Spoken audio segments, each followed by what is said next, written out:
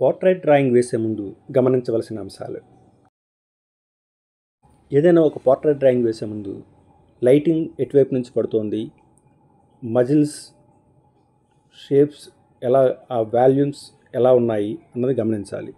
ఎక్కడ అప్స్ ఉన్నాయి, ఎక్కడ డౌన్స్ ఉన్నాయి, ఎక్కడ బంప్స్ ఉన్నాయి, ఇవన్నీ గమనిస్తూ జాగ్రత్తగా డ్రాయింగ్ వేసుకోవాలి.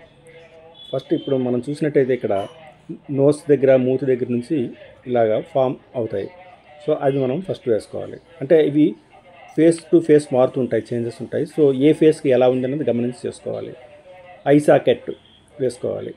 సో ఐ సాకెట్ ఏ లెవెల్లో ఉంది, ఎక్కడుంది, అక్కడ ఐ సాకెట్ కింద బంప్స్ ఎలా ఉన్నాయి, అవన్నీ మనం జాగ్రత్తగా గమనించి ఫస్ట్ వాటిని మెజర్ చేసుకోవాలి. అప్పుడు మనకి దాని 3 డైమెన్షన్ ఈజీగా వస్తుంది. సో ఇక్కడ మనం ఫస్ట్ ఐ సాకెట్ వేసుకున్న తర్వాత లోపల ఐస్ వేసుకోవాలి.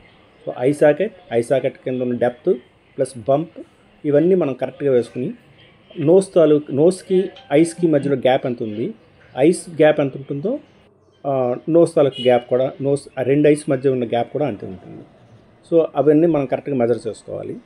వాటి 3 డైమెన్షనల్ వాల్యూమ్స్ అవి కరెక్ట్గా వచ్చేలా చూసుకొని అప్పుడు మనం వాటిని మైండ్లో పెట్టుకొని మనం డ్రాయింగ్ స్టార్ట్ చేసుకోవాలి. సో ఇప్పుడు ఇలా మనం డ్రాయింగ్ చేయడం వల్ల మనకు పర్ఫెక్ట్ ఫీచర్స్ వచ్చేస్తాయి.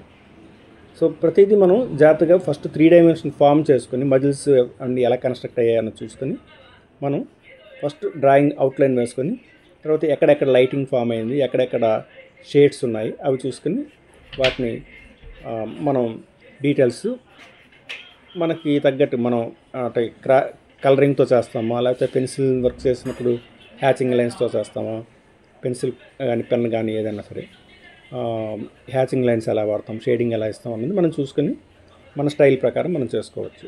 కానీ ముఖ్యంగా గమనించాల్సింది ఏంటంటే లైటింగ్ అండ్ షేడింగ్ అవి ఎలా ఉన్నాయన్నది గమనించుకోవాలి.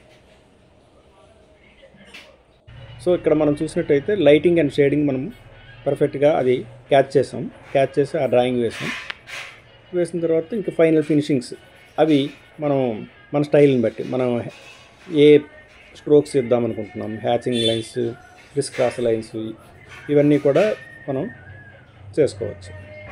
సో డెప్త్ అనేది ఇంపార్టెంట్. ఎక్కడ డెప్త్ ఇవ్వాలి, ఎక్కడ లైట్ చేయాలి, లైటింగ్ని బట్టి మనం వాటి వాల్యూస్ని మనం కరెక్ట్గా ఇవ్వాలి. ఇప్పుడు ఆటోమేటిక్గా ఫేస్ మనం అనుకున్నట్టుగా వస్తుంది. ఈ వీడియో మీకు నచ్చినట్టయితే లైక్ చేయండి, సబ్స్క్రైబ్ చేసుకోండి. సో సబ్స్క్రైబ్ చేసుకుంటే నేను కొత్తగా చేసిన వీడియోస్ మీకు నోటిఫికేషన్స్ వస్తాయి, ఫాలో అవ్వచ్చు.